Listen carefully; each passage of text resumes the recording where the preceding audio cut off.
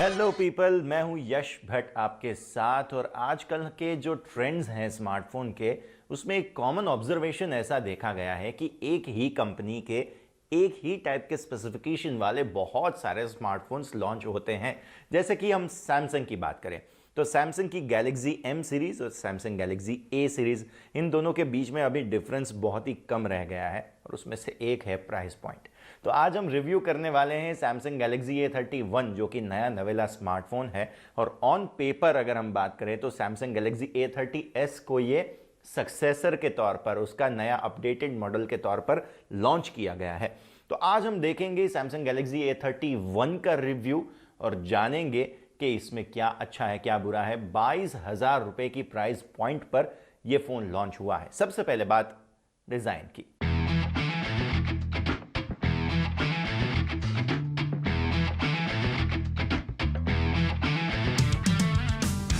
भले ही Galaxy A31 का design Samsung device में आने वाले अन्य मॉडल की तुलना में बिल्कुल ही ताज़ा नहीं है, लेकिन मुझे ये पसंद आया कि ये पतला और हल्का है। ऑल पॉलीकार्बोनेट बॉडी में फ़ोन काफ़ी दमदार लगता है, लेकिन इसका बैक आसानी से उंगलियों के निशान पकड़ लेता है।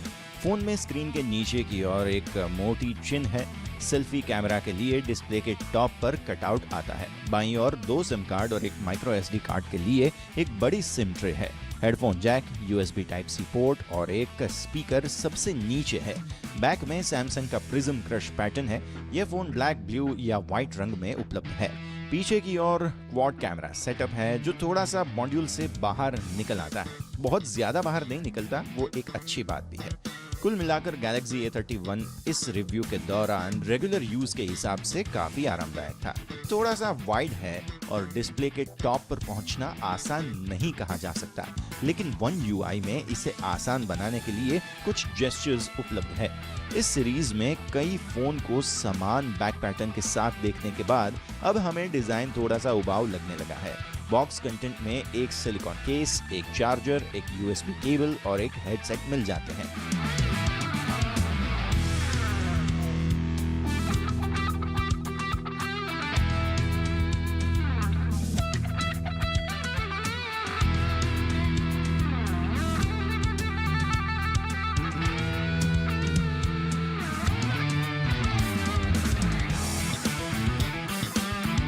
गैलेक्सी A31 में शार्प 6.4 इंच का full HD plus super AMOLED display है। मैंने इसे ब्राइटनेस के मामले में ओके से थोड़ा सा ज्यादा पाया है। यहाँ तक कि दिन के उजाले में भी ये थोड़ा सा ज्यादा ब्राइट दिखता है। डिस्प्ले फ्लैट है, लेकिन कोई शार्प एजेस नहीं है, इसलिए जेस्चर इस्तेमाल करने में किसी भी प्रकार की कोई समस्या नहीं होती है। इसके इन डिस्प्ले फिंगरप्रिंट सेंसर में बहुत ही फास्ट रिस्पॉन्स नहीं मिलता है और आप इसे प्रेशर से जब तक नहीं दबाते तब तक ये अच्छी तरह से काम कर लेता है।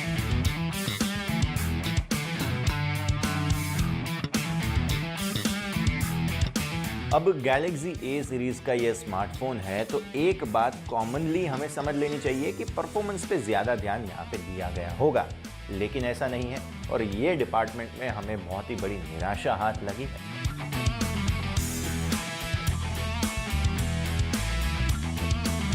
इसकी परफॉर्मेंस एक बहुत ही बड़ा मुद्दा है। सैमसंग ने MediaTek Helio P65 octa-core chipset का उपयोग किया है और मुझे इस प्रोसेसर से कोई दिक्कत नहीं होती यदि ये 10,000 रुपए की एक स्मार्टफोन रेंज में होता, लेकिन ये 22,000 रुपीज का स्मार्टफोन है और इस प्राइस रेंज में ये प्रोसेसर को शामिल करना बहुत ही दुख की बात है। यहाँ तक कि गैलेक्सी M21 में भी कंपनी ने Exynos 9611 चिपसेट का यूज किया है, जबकि कीमत भी काफी कम है। Android 10 पर आधारित सैमसंग का One UI 2.1 भी कुल मिलाकर थोड़ा सुस्त लगता है। जब मैं ऐप्स के बीच में स्विच कर रहा था तो एनिमेशन में लगातार लैग आ रहा था। One UI कस्टमाइजेशन के लिए बहुत सारे शॉर्टकट्स, थीम, जेस्चर्स के साथ आता है। Dolby Atmos भी है, लेकिन केवल वायर्ड और वायरलेस हेडफोन्स के लिए।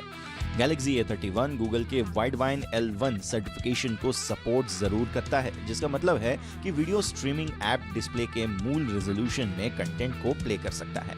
सिंगल स्पीकर काफी लाउड हो जाता है, लेकिन ऑडियो क्वालिटी एवरेज है।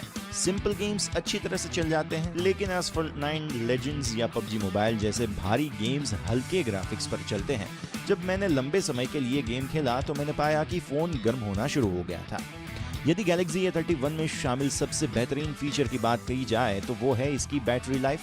डेली के इस्तेमाल में ये पूरा दिन आराम से निकाल लेता है। 15 वॉट का फास्ट चार्जिंग है, जिससे आप 1 घंटे में 50% तक की बैटरी चार्ज कर सकते हैं। पूरी तरह चार्ज होने में 2 घंटे से ज्यादा का वक्त लग जाता है।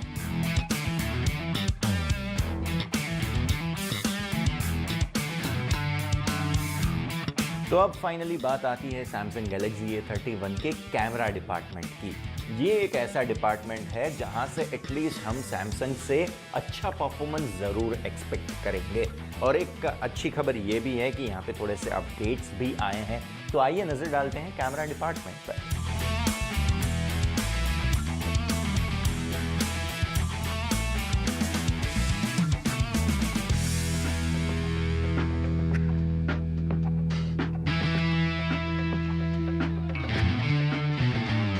स्मार्टफोन में पीछे की तरफ 4 कैमरा में एक 48 मेगापिक्सल का प्राइमरी सेंसर, 8 मेगापिक्सल का वाइड एंगल लेंस, 5 मेगापिक्सल का डेप्थ कैमरा और 5 मेगापिक्सल का मैक्रो कैमरा शामिल है।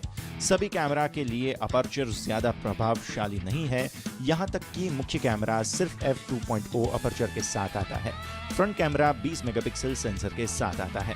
इसमें आपको सैमसंग का सीन ऑप्टिमाइजर AI इंजन मिल जाता है और फोटो और वीडियो के लिए HEIF या HEVC फॉर्मेट में सेव करने का विकल्प भी मिलता है। अच्छी रोशनी में मुख्य सेंसर सभ्य दिखने वाली तस्वीरों को कैप्चर कर लेता है। तस्वीरें डिफॉल्ट रूप से 12 मेगापिक्सल शॉट्स के रूप में कैप्चर हो जाती हैं, लेकिन यदि अगर जरूरत पड़ी तो आप फुल 48 मेगापिक्सल रेजोल्यूशन पर शूट कर सकते हैं। कम रोशनी में नॉइज को कम कर दिया जाता है, लेकिन इसमें डिटेल्स की कमी आ जाती है। अच्छी डिटेल्स और रंगों के साथ अच्छी लाइट में क्लोजअप शॉट्स भी बेहतर थे, लेकिन शटर लैग की वजह से हल्की फुल्की हरकत भी फोटो को धुंधला कर देती है। वाइड एंगल कैमरा तुलनात्मक रूप से कमजोर डिटेल पेश करता है और इसमें HDR मुख्य कैमरा जितना प्रभावी भी नहीं है। कम रोशनी में डिटेल्स बहुत ही खराब आती है और इन्हें बेहतर बनाने के लिए इसमें कोई नाइट मोड भी नहीं है। लाइव फोकस औसत काम करता है और इसमें बैकग्राउंड ब्लर की मात्रा को फोटो खींचने से पहले ही आप खुद से सेट कर सकते हैं। मैक्रो कैमरा ज्यादा क्लोजअप के साथ ठीक काम कर लेता है। सेल्फी कैमरा डिफॉल्ट रूप से 12 मेगापिक्सल की तस्वीरें कैप्चर करता है, लेकिन आप फुल रेजोल्यूशन पर भी शूट कर सकते हैं। दिन के उजाले में बाहर शूटिंग के दौरान सेल्फी आमतौर पर एवरेज अच्छी आती है। स्किन टोन थोड़ा सा वार्म लगता है। कैमरा लो लाइट में अच्छी डिटेल बनाने में संघर्ष करता है और इसमें अक्सर आपको सॉफ्ट टेक्सचर और कमजोर डिटेल्स मिलते हैं। कुल मिलाकर Galaxy A31 के कैमरे बहुत ही वीक हैं और इनमें कई फीचर्स की कमी है जो आपको इससे कम कीमत के कई फोन्स में मिल जाएंगे।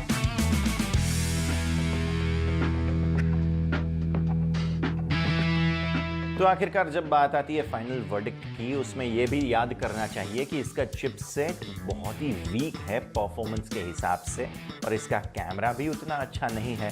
तो जहां तक बात आती है प्राइस पॉइंट की, 22,000 के पेमेंट के बाद भी आपको इतना अच्छा परफॉर्मेंस यहाँ नहीं मिलता है। तो मैं तो कहता हूँ अगर इसकी कीमत घट भी जाती है तो भी ये खरीदने में कोई पॉइंट नहीं है, क्योंकि सैमसंग के ही डिपार्टमेंट में देखने जाए तो A50s आपको मिल जाएगा, जो भी इससे बढ़िया परफॉर्मेंस वहाँ पे आपको मिल जाएगी, या Galaxy M31 है जो भी काफ़ी अच्छा परफॉर्म आजकल कर रहा है, वो भी खरीद सकते हैं, या तो फिर Realme, Xiaomi, बहुत सारे ऑप्शंस हैं। पर अगर आप लिमिटेड सैमसंग में देखना चाहते हैं तो भी दूसरे ऑप्शंस मिल जाएंगे।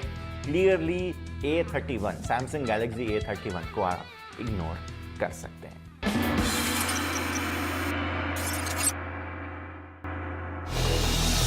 हेलो बॉयज एंड गर्ल्स, मैं हूँ शिबानी घरत। लॉकडाउन में रहते पिछले कुछ हफ्ते मैंने जाना कि मोबाइल फ़ोन हमारे लिए काफ़ी ज़रूरी बन गया है, खासकर अगर हम घर बैठे बैठे वर्क फ्रॉम होम कर रहे हैं। मतलब अगर क्विकली अपने मेल को रिप्लाई करना है, क्विकली कोई जूम कॉल अटेंड करना है, जूम पर मीटिंग अटेंड करनी है या फिर कुछ रिसर्च करना है, तो इन सब में हमारा स्मार्टफोन हमारे काफ़ी काम में आता है। लेकिन एक और चीज़ जो पिछले कुछ हफ्तों में हुई है कि फटाफट हमारे मोबाइल फ़ोन या फिर स्मार्टफोन की बैटरी ड्रेन हो जाती है। ऐसे में आज के टेक गुरु के एपिसोड में मैं आपके लिए कुछ ऐसे टिप्स लाई हूं जिसकी मदद से आप एफिशिएंटली दिन भर आपकी स्मार्टफोन की बैटरी इस्तेमाल कर सकते हैं। मतलब ऑन अ नॉर्मल डे जब मैं ऑफिस जाती थी तो मेरे फोन की बैटरी दिन भर चल जाती थी, पर अब because of work from home सुबह फुल चार्ज करने के बाद भी फोन अगर मैंने चार्जर से निकाला तो आधे दिन तक बैटरी सिंगल डिजिट्स में पहुंच जाती है। फिर लंच ब्रेक के दौरान एक बार उसे चार्ज करना पड़ता है, फिर जबरदस्ती एक चाय ब्रेक लेकर बैटरी को चार्ज करना पड़ता है। तो इन ब्रेक्स को लिए बगैर किस तरह से आप एफिशिएंटली अपने फोन की जो भी एग्जिस्टिंग बैटरी है उसे इस्तेमाल कर सकते हैं, ये मैं आज आपको बताने वाली हूँ। अभी मेरे पास जो है वो आईफोन है, तो कुछ आईफोन स्पेसिफिक बैटरी कंजम्पशन यानी iOS specific battery saving tips आपको दूंगी, पर हाँ कुछ कुछ टिप्स शायद आपके एंड्रॉयड डिवाइस पर भी आप इस्तेमाल कर सकते हैं।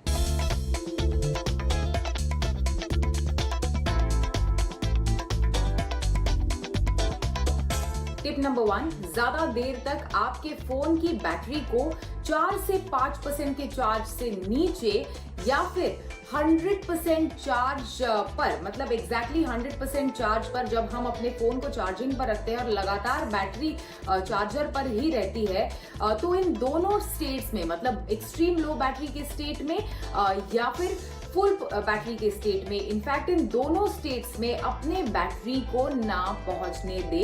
ये दोनों चीजें बहुत ही ज्यादा आपके स्मार्टफोन की बैटरी पर स्ट्रेस डालती है। टिप नंबर 2, बहुत ज्यादा फास्ट चार्जिंग का रेगुलर तौर पर इस्तेमाल ना करें। मतलब अगर आपकी battery for example single digits में है और बहुत ही इंपॉर्टेंट अगर आपको जूम कॉल अटेंड करना है या फिर कॉन्फ्रेंस कॉल अटेंड करना है या फिर बॉस के साथ मोबाइल फोन पर मीटिंग है, तो क्विकली चार्ज करना आपके फोन को अलग बात हो गई। लेकिन लगातार अगर आप over the period of time regularly केवल फास्ट चार्जिंग करेंगे तो बैटरी पर बहुत ज्यादा स्ट्रेस आ जाता है, जिसकी वजह से बैटरी ड्रेन आउट झट से हो जाती है और बैटरी की जो एफिशिएंसी है over the period of time काफी हिट करती है, काफी कम हो जाती है। तो ध्यान में रहे, जितना हो सके रेगुलरली आपके फोन को चार्ज कीजिए। इनफैक्ट जैसे ओवरनाइट हम लोग चार्ज करते हैं, पर फास्ट चार्जिंग का रेगुलर तौर पर झट से इस्तेमाल, मतलब झट से चार्ज करने के लिए इस्तेमाल कम कीजिए। टिप नंबर 3, कई चीजें करते वक्त आप लो पावर मोड का इस्तेमाल कर सकते हैं। मतलब टिपिकली फॉर एग्जांपल एक iOS यूजर को पता होगा कि जैसे ही 20% के नीचे बैटरी आ जाती है तो आपको एक पॉपअप आ जाता है आपके स्क्रीन पर लो पावर मोड वाला, तो जिसकी मदद से, मतलब अगर आप उसे एनेबल करेंगे तो फोन आपका लो पावर मोड में चला जाता है। तो ये पॉपअप का ऑप्शन तो है ही, इसी के साथ साथ मैन्युअली सेटिंग्स में जाकर आप लो पावर मोड को ऑप्ट कर सकते हैं, जिसकी बदौलत जो बैकग्राउंड में कई चीजें डाउनलोड होती रहती है, फॉर एग्जाम्पल कंटिन्यूसली आपके मेल्स वगैरह डाउनलोड होते रहते हैं, वो रुक जाएंगे और ज्यादा लंबे समय तक आपकी बैटरी बनी रहेगी।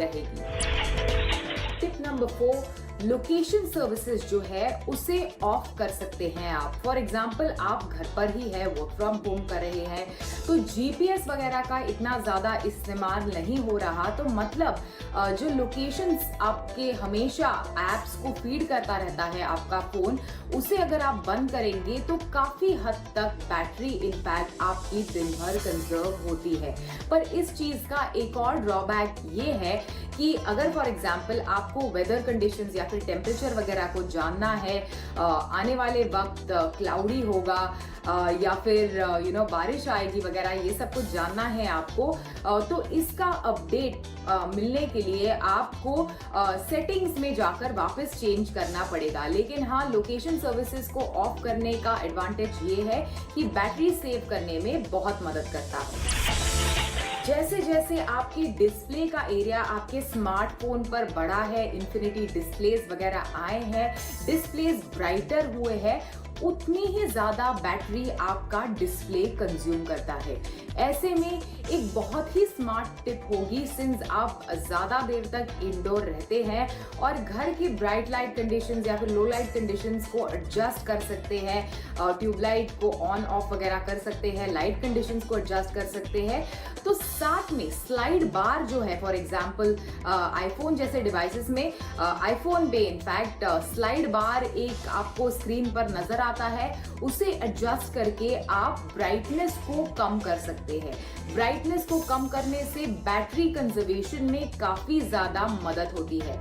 इसी के साथ साथ अगर इन एंड आउट या फिर आपको बार बार स्लाइड बार का इस्तेमाल करके ब्राइटनेस को घटाना या फिर बढ़ाना नहीं है, तो आप ऑटो ब्राइटनेस का ऑप्शन एक्सेसिबिलिटी वाले सेटिंग्स में जाकर एक्सेसिबिलिटी में डिस्प्ले ऑप्शंस में इनफैक्ट आपको ऑटो ब्राइटनेस का ऑप्शन मिलेगा। उसके इस्तेमाल करने के बाद आप ऑटोमेटिकली जो बैकग्राउंड ब्राइटनेस है उसके हिसाब से आपके डिस्प्ले के जो ब्राइटनेस को आसानी से आपका आईफोन एडजस्ट कर लेता है। तो ये टिप आपको बहुत बहुत ज्यादा फायदे की लगेगी, क्योंकि आपको खासकर जब आपकी बैटरी 20% से नीचे या फिर सिंगल डिजिट्स में आपकी बैटरी पहुंचती है, तो आपको समझ में आता है कि ब्राइटनेस घटाने से कितनी ज्यादा आपकी बैटरी फोन की कंजर्व होती है और कितनी देर तक आपका फोन चलता है। नेक्स्ट टिप ये है कि अगर आप एक iOS यूजर है तो आपको इमीडिएटली आपके फोन पर जाकर चेक करना है, खासकर जनरल में जाके, सेटिंग्स में जाके, जनरल में जाके आपको चेक करना है कि बैकग्राउंड ऐप रिफ्रेश ऑन है कि नहीं है। अभी फॉर एग्जांपल मैं बता दूं आपको कि आप फोन का इस्तेमाल कर रहे हैं और कुछ समय बाद फोन को आपने साइड में रख दिया, तो सारे के सारे जो रिफ्रेश है आपके ऐप्स के, उसे फोन नेचुरली सस्पेंड करता है, एक नेचुरल सस्पेंडेड स्टेट में फोन पहुंच जाता है। लेकिन हाँ, अगर आपका बैकग्राउंड ऐप रिफ्रेश ऑन है तो कंटिन्यूसली आपका फोन अपडेट्स को चेक करता रहेगा और जिसकी वजह से बैटरी ड्रेन होने के चांसेस बहुत ज्यादा है। तो बैटरी कंजर्वेशन के लिए सेटिंग्स में जाइए, उसमें जनरल में जाइए और वहां पे आपको बैकग्राउंड ऐप रिफ्रेश मिलेगा, उसे स्विच ऑफ कर दीजिए।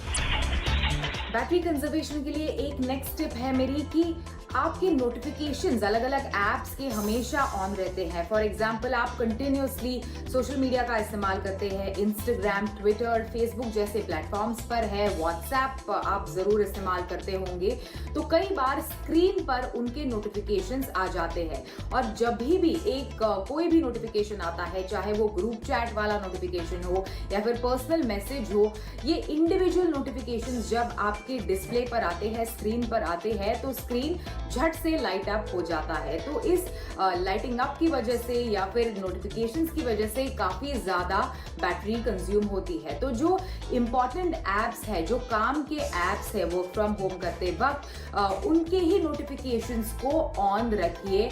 बाकी सारे सोशल मीडिया प्लेटफॉर्म जैसे कि इंस्टाग्राम हो गया या फिर फेसबुक हो गया, ट्विटर वगैरह हो गया, ये सारे जो सोशल मीडिया एप्स है और दूसरे नोटिफिकेशंस है, उन्हें आप ऑफ कर सकते हैं ताकि इतनी ज्यादा अर्जेंसी में आपको इन नोटिफिकेशंस को देखने की जरूरत नहीं है और आप आसानी से बैटरी को कंजर्व भी कर सकते हैं।